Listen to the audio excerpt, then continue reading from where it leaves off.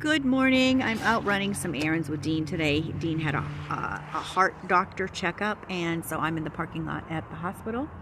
There was a man just by here with a blower. If he comes by, I will stop and I'll remake this. But today's devotional was on Psalms 113 and 114. I love this verse in Psalms 113, 7 and 8. He raises the poor from the dust. He lifts the needy from the ash heap, to make them sit with the princes of his people. That's in the NASB, New American Standard Bible. But in the NIV it says, I like the NIV in this one sentence where it says, to make them sit with princes. In the NIV it says, he seats them with the princes of his people. And that's what God does when he delivers us from this world and he brings us into his kingdom, is we're taken out of the ash heap. And unfortunately, so many times we go back to the ash heap and he has to go back and get us, right? So as I did my study today, I saw a quote from Spurgeon that says, specifically on those two verses, when no hand but his can help, he interposes, and the work is done. It's true. When God intervenes, it's done. And then it says, it is worthwhile to be cast down, to be so divinely raised from the dust. Now, after it's over and we've been raised from the dust, we might say, oh, that was awesome. We wouldn't see the deliverance of God. We wouldn't see the miraculous things in our lives, though, unless we're delivered from dust. And so we have to be in dust for him to make that mighty deliverance. We're not really crazy about being in the dust part, but we certainly like the raising up, right? One of the other things that I found out about this chapters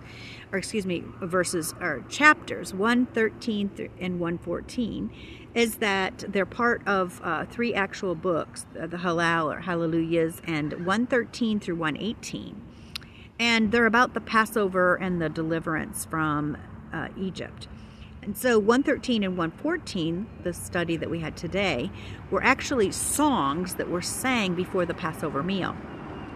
And then Psalms 115 through 118 were sung after the meal. And so I think that's really cool. And when we look at them, because they're rehearsing, and there's so much value in rehearsing what God has done, so it so builds up our faith.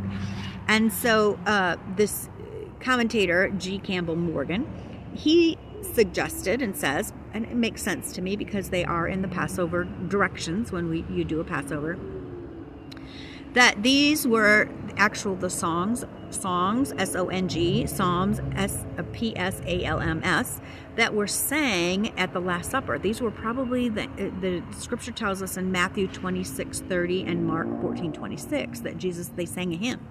And these were probably the hymns that they sang. Can you imagine Jesus knowing that he was going to go and die, talking about the Red Sea being pushed back and the water from the rock and all the different things that these chapters extol. In 114, there's a verse that says, the one who sits enthroned on high, who stoops down to look on the heavens and the earth, that he is great and mighty as he was in heaven, because we know that he was there, because the beginning in Genesis, it says the word, who is Jesus, was there at the very beginning. He had all that power, and he discussed, let us make man in his own image. So the us part included Jesus, and he had all of that power. I was telling my daughters about the scripture in Job, when Job is kind of arguing with God, and God says, well, come up here and let's talk about it. Were you there when I measured out the sea and I gave it the boundaries? And it always fascinates me that God puts the boundaries for the sea. And we think about that mighty power and the awesomeness of who he is.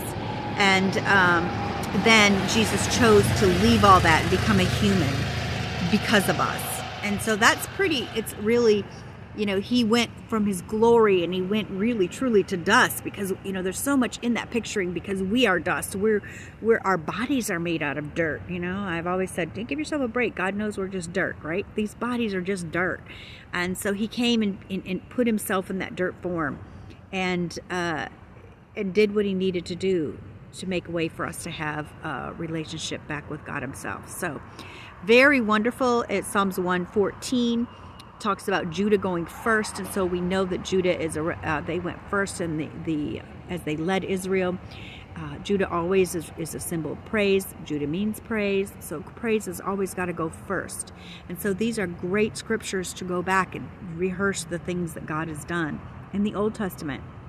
I think it's also important, which I've mentioned several times, and I will say over and over again, there's so much power in rehearsing what God has done in our lives. So I want to encourage you to do that, to start thinking about all the things that God has done, who He is, the vastness of who He is, and the great things that He's done in your life.